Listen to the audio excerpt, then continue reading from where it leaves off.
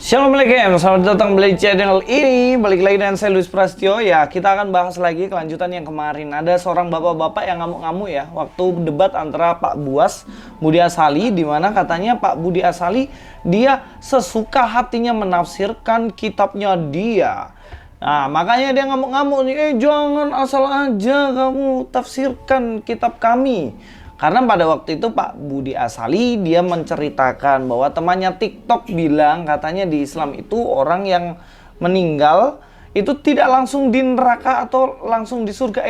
Bukan, tidak langsung ke surga katanya, tapi transit dulu di neraka semuanya. Setelah selesai di neraka, mungkin dosanya udah selesai, baru dia bisa ke surga. Itu Pak Budi Asali menceritakan kesaksian dari teman-temannya. Tapi bapak ini dia ngamuk-ngamuk, marah-marah, dibilang jangan kamu asal-asal ya, jangan kamu asal bicara. Apa yang kamu katakan itu dengan akalmu sendiri, nggak boleh menafsirkan sesuka udelmu sendiri. Kitabnya katanya, dia marah-marah begitu. Tapi setelah kita cek-cek nih cuy, ya ternyata jejak digital tuh memang kejam guys. Kenapa? Karena ternyata dia didapati dalam videonya, mungkin video udah lama ya, dia mengatakan dan membahas sendiri soal Alkitab, tetapi nafsirkan sesuka hatinya sendiri. Coba kita nonton videonya ya. Yang di dalam Bible sendiri tertulis Kitab Kejadian pasal 22 ayat 18. Dan dari keturunanmu lah Ibrahim, maka seluruh bangsa di bumi ini akan diberkati karena engkau telah mendengarkan firman Tuhan. Ketaatan Nabi Allah Ibrahim diganti oleh Allah. Anaknya yang tunggal yaitu Ismail yang seharusnya disembelih, Allah selamatkan tetap hidup dan Allah ganti dengan binatang kurban yang dikorbankan.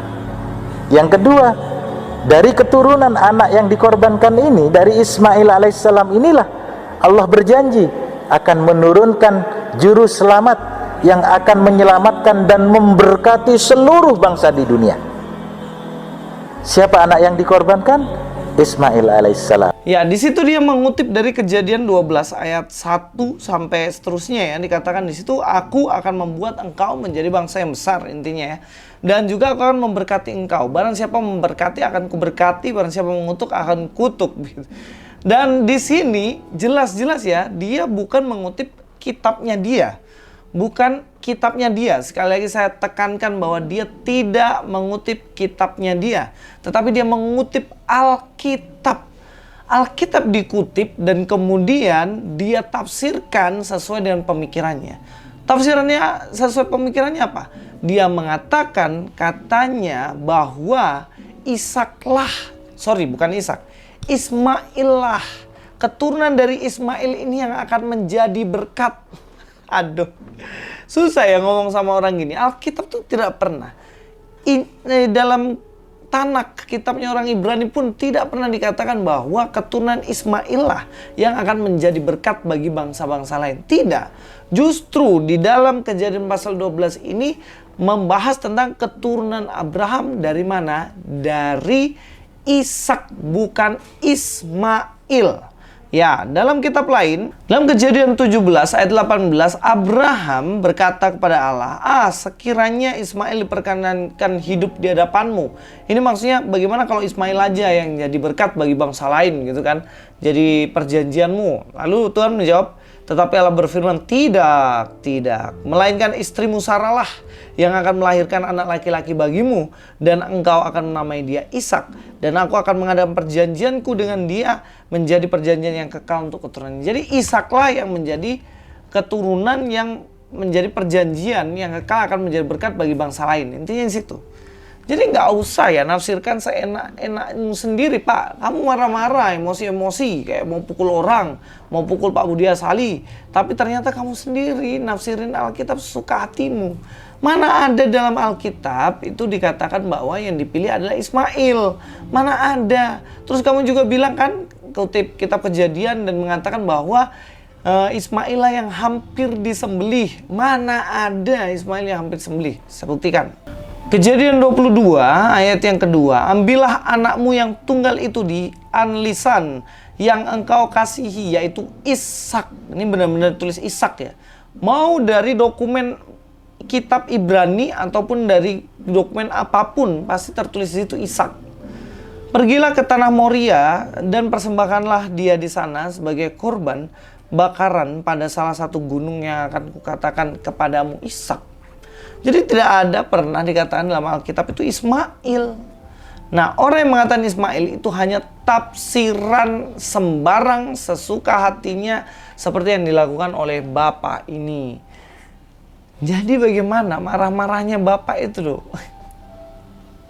Ini tipe-tipe orang yang suka nyolek orang lain, tapi begitu dicolek ngamuk-ngamuk. Ini tipenya nih.